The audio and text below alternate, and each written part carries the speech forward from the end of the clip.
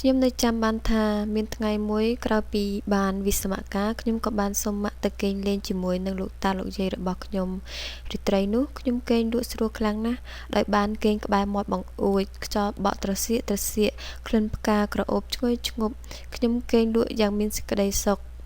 ប្រហៀមស្រាំងប្រមាណជាម៉ោង5ទៀបភ្លឺខ្ញុំភ្ញាក់ឡើងនៅអារម្មណ៍ស្រស់ស្រាយដើរចេញទៅខាងក្រៅផ្ទះអង្គុយយល់ទងលេងតែម្នាក់ឯងស្ដាប់សំឡេងកង្កែបក្អាត់យំជ្រែកគូផ្សំជាមួយនឹងសំឡេងថ្វាយបង្គំព្រះដែលឮចេញពីវត្តក្នុងស្រុកធ្វើឲ្យខ្ញុំគិតថាមានអារម្មណ៍ធូរស្រាលនិងពេញចិត្តខ្លាំងណាស់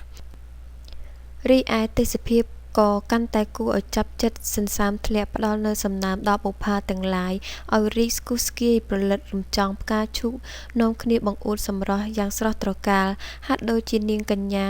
យ៉ាងស្រស់សោភាកំពុងញញឹមរាក់ទាក់មកកាន់អ្នកទេសនានៅពេលដែលខ្ញុំកំពុងតែលង់លក់អារម្មណ៍ទៅនឹងទេសភាពជុំវិញខ្លួននោះស្រាប់តែមានសំឡេងមួយស្រែកហៅខ្ញុំល្វើយកន្ត្រាក់អារម្មណ៍ខ្ញុំឲ្យឈប់លង់លក់ទៅក្នុងការស្រមើស្រមៃនោះនាងអើយឲ្យយាយសុំផ្កាឈូក2 3យកទៅថ្វាយព្រះចៅតាមពិតនោះគឺជាសំឡេងដូនចាស់2 3នាក់ដែលតែងតែទៅសុំសល់នៅវត្តស្រុកមេមត់ជារៀងរាល់ព្រឹកចាស់យាយចាំខ្ញុំចុះកាច់ជូនខ្ញុំឆ្លើយតបយ៉ាងប្រញាប់ហើយរូតរះចុះទៅក្នុងស្រះដែលមានស្ពានតូចលយចូលទៅក្នុងស្រះនោះស្រាប់ធ្វើឲ្យខ្ញុំកាច់បានផ្កាឈូកយ៉ាងងាយស្រួលជូនពួកគាត់ត្រេកអរណាស់ហើយក៏ពោលជូនពរខ្ញុំសូមឲ្យចៅមានតែសេចក្តីសុខណាខ្ញុំញញឹមទទួលដោយការរីករាយនិងឆ្លើយយ៉ាងសុភាពថាចាស់យាយលុះពួកគាត់ចេញទៅផុតអស់ខ្ញុំក៏នៅបន្តអង្គុយញញឹមតែម្នាក់ឯងមិនដឹងថាគ្រាន់តែផ្កាឈូកប៉ុន្មានដើមប៉ុណ្ណោះធ្វើឲ្យខ្ញុំមានសេចក្តីសុខដល់ម្លឹងសោះយោតងចុះឡើងលោកតាក៏ចេញមកក្រៅហៅខ្ញុំគាត់សួរខ្ញុំថាតើចង់ទៅចំការខាងក្រៅជាមួយគាត់ទេខ្ញុំរត់វឹងទៅតាមគាត់តាមពិតជីវភាពរបស់លោកតាលោកយាយរបស់ខ្ញុំគឺសាមញ្ញណាស់ប្រហៀមស្រាងតាកាន់ចបមួយទៅចំការកាប់ជំរះស្មៅដាំដំណាំដូចជាធ្វើលំហាត់ប្រាណផងធ្វើចំការផងអញ្ចឹង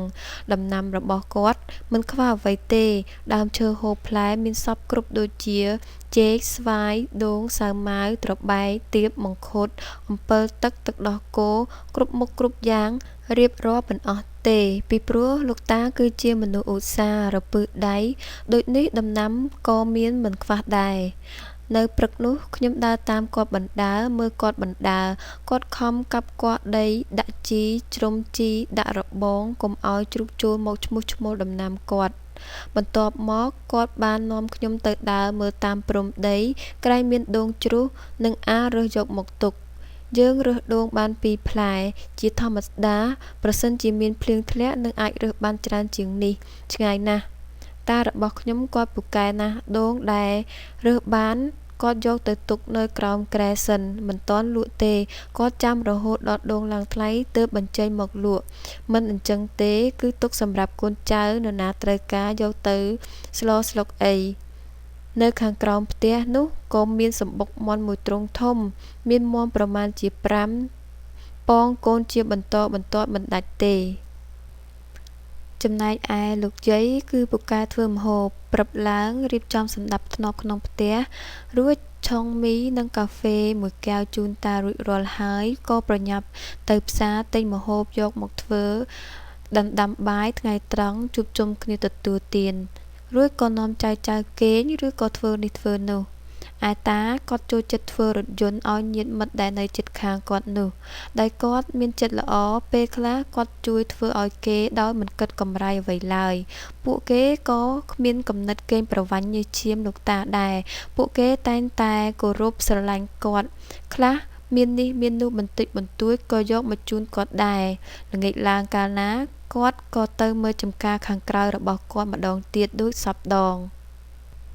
បើនិយាយពីពេលមានបុណ្យទានម្ដងវិញរាល់លើកមិនថាចូលឆ្នាំខ្មែរចិនឬភ្ជុំបិណ្ឌឡើយបងប្អូនទាំងអស់មកពីគ្រប់ទិសទីសំដៅមកផ្ទះលោកតាលោកយាយរបស់ខ្ញុំ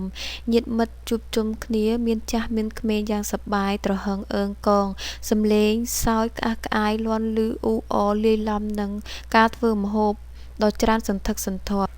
ពិសេសអ៊ំរបស់ខ្ញុំគាត់ពូកែធ្វើការីណាស់កាប់មាន់ពីទ្រង់ចិញ្ចឹមតានៅដងថ្មីឈ្ងុយអើយឈ្ងុយរីឯកាពីងដូងវិញមិនដែលសល់ទេគឺដណ្ដើមគ្នារហូតដល់យំឡំប៉ារៀងខ្លួនបើចែកមិនត្រូវទេគឺមិនសុខចិត្តឡើយមេក្បាលខូចនោះកុំរកមុខគឺខ្ញុំនេះហើយយ៉ាងហោចណាស់ក៏ត្រូវបានស្មើគេឬក៏លើសគេបន្តិចដែរបានសុខចិត្តបើមិនអញ្ចឹងទេគឺត្រូវកាប់ដូងមួយទៀតជាមិនខាន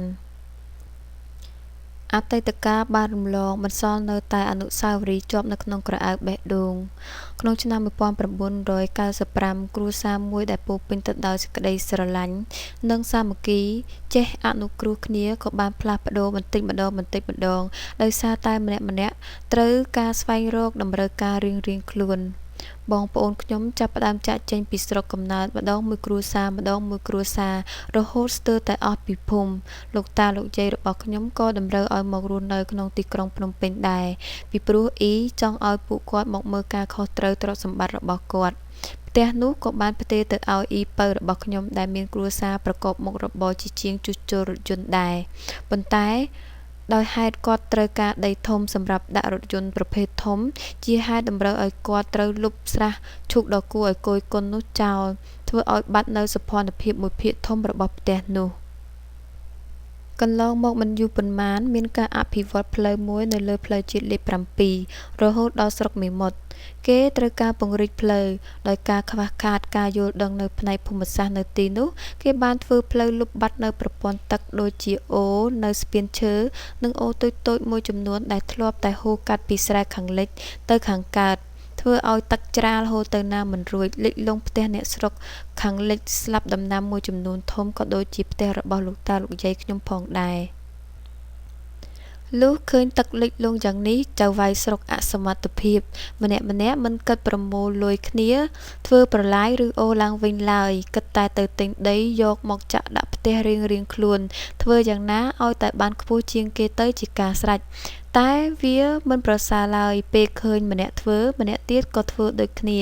ចាក់ទៅចាក់មកផ្ទះនៅតែលិចដដែលគ្មានលទ្ធផលអ្វីឡើយដំណាំក៏ត្រូវលិចលង់ស្លាប់អស់ផ្ទះក៏ប្រែក្លាយទៅជាទាបជោគជាំទៅដោយទឹកបាត់បង់សោភ័ណភាពនិងសម្រស់ផ្ទះទាំងស្រុងនៅក្នុងឆ្នាំ2000លោកតាគាត់ក៏បានទទួលអនិច្ចកម្មទៅដោយសារជំងឺគ្រោះក្នុងតម្រងនោមគួរឲ្យសោកស្ដាយជីវិតចុងក្រោយរបស់គាត់បានសុំម៉ាក់របស់ខ្ញុំនៅផ្ទះរបស់គាត់2-3ថ្ងៃបន្ទាប់ពីទទួលការអស់សង្ឃឹមត្រឡប់ពីប្រទេសវៀតណាមវិញគាត់ចង់យកជីវិតចុងក្រោយរបស់គាត់រស់នៅស្និទ្ធស្នាលនឹងញាតិមិត្តចាស់ទុំនៅក្នុងស្រុកប្រើជីវភាពដូចពីមុនវិញក្រោយទទួលដំណឹងថាខាងមន្ទីរពេទ្យកាល់ម៉ែតនឹងជួយជ្រោមជ្រែងម៉ាក់របស់ខ្ញុំក៏ប្រញាប់ហៅគាត់ឲ្យមកកាន់ទីក្រុងភ្នំពេញទីបំផុតមិនទាន់ទាំងបានទទួលការព្យាបាលផងគាត់ក៏ផុតដង្ហើមនៅក្នុងថ្ងៃដដែលនោះនៅឆ្នាំ2009ធាតុរបស់គាត់ក៏បានយកទៅតម្កល់ក្នុងចេតិយដែលបានសាងសង់នៅលើដីផ្ទះរបស់គាត់ផងដែរផ្ទះដ៏ល្អមួយមិនមែនសំដៅទៅលើភាពហ៊ឺហាទាន់សម័យស្កឹមស្កៃដូចជាវិមាននោះទេសម្រាប់ខ្ញុំគ្រាន់តែចង់បានផ្ទះមួយដែលពោរពេញទៅដោយសំឡេងសើចក្អាកក្អាយស្នាមញញឹមដែលពេញធៀបទៅដោយសេចក្តីសុខដុមរមនាបងប្អូនចេះស្រឡាញ់សាមគ្គីរួបរวมកម្លាំងមិនថាក្តៅឬត្រជាក់ផ្ដល់ជំនឿជឿជាក់ឲ្យគ្នាទៅវិញទៅមកមានញាតិជិតខាងដែលចេះយល់ទុក្ខធុរៈគ្នាមិនប្រកាន់ឬប្រណាំងប្រជែងឈ្នានីសគ្នាខ្ញុំគ្រាន់តែសង្ឃឹមថាអាចរស់នៅក្នុងផ្ទះមួយជាមួយនឹងមនុស្សម្នាក់យ៉ាងសាមញ្ញដែលមានកូនចៅចេះយោគយល់គ្នានោះគឺជាសេចក្តីសុខដ៏ពិតប្រាកដរបស់ខ្ញុំ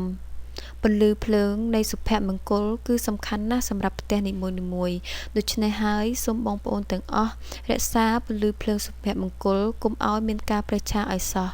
សូមអរគុណនិងជម្រាបលា